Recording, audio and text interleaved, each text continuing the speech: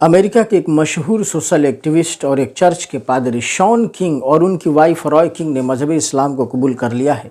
रमज़ान शरीफ के महीने की यानी पहले रोज़ा को ही इन्होंने इस्लाम कबूल किया है और इनके एक दोस्त हैं उमर इस्माइल, उन्होंने ही इनको कलमा पढ़ाया है और सोशल मीडिया पर ये वीडियो बहुत तेज़ी से वायरल हो रही है। जब इनसे पूछा गया कि आपने मजहब इस्लाम को क्यों कबूल किया है तो वो बताते हैं कि सबसे पहली बात तो ये है कि हमने इस्लाम को ज़ोर ज़बरदस्ती से नहीं कबूल किया है।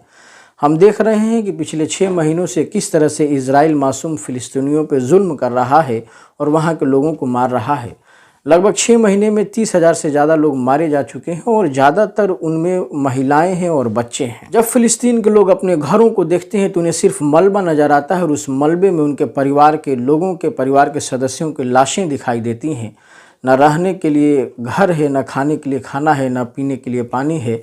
इतनी कठिनाई है और मौत का डर हमेशा बना हुआ है। बावजूद इसके उनका इस्लाम के प्रति डिवोशन कम नहीं हुआ है। उनका अपने मज़हब के प्रति जो अकीदा है, जो समर्पण है, वो कम नहीं हुआ है, बल्कि वो और बढ़ते ही गया है।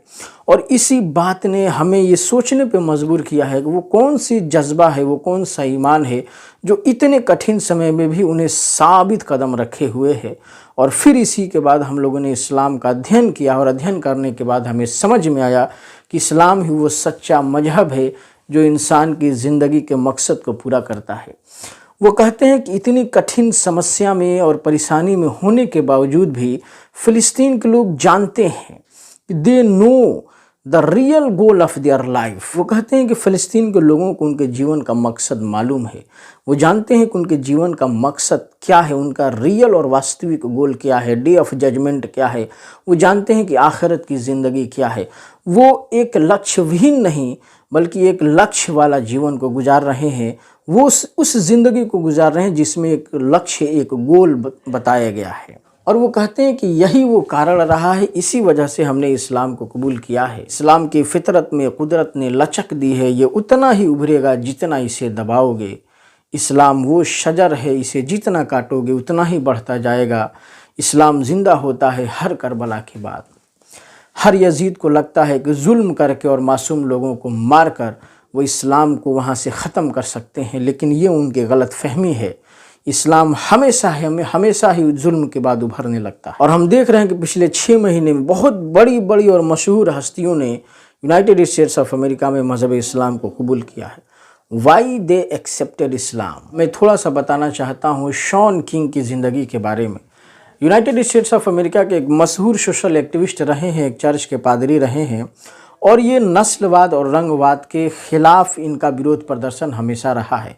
यानी ये इस पद्धति के ख़िलाफ़ रहे। आज भी यूनाइटेड स्टेट्स ऑफ अमेरिका में जो वहाँ के गोरे लोग हैं वो मानते हैं कि वो सुपीरियर हैं जो काले लोग हैं उनसे। यानी रंग के आधार पर आज भी वहाँ भेदभाव है और इसके ख़िलाफ़ एक प्रखर आवाज़ है शॉन किंग और उनकी वाइफ रॉय किंग। और बड़ा ही ये लोग एक्टिव रहते हैं इसके ख़िलाफ़। और हम सब जानते हैं कि मज़हब इस्लाम में हम देखते हैं कि रंग के आधार पर, नस्ल के आधार पर किसी भी प्रकार की कोई भेदभाव नहीं है।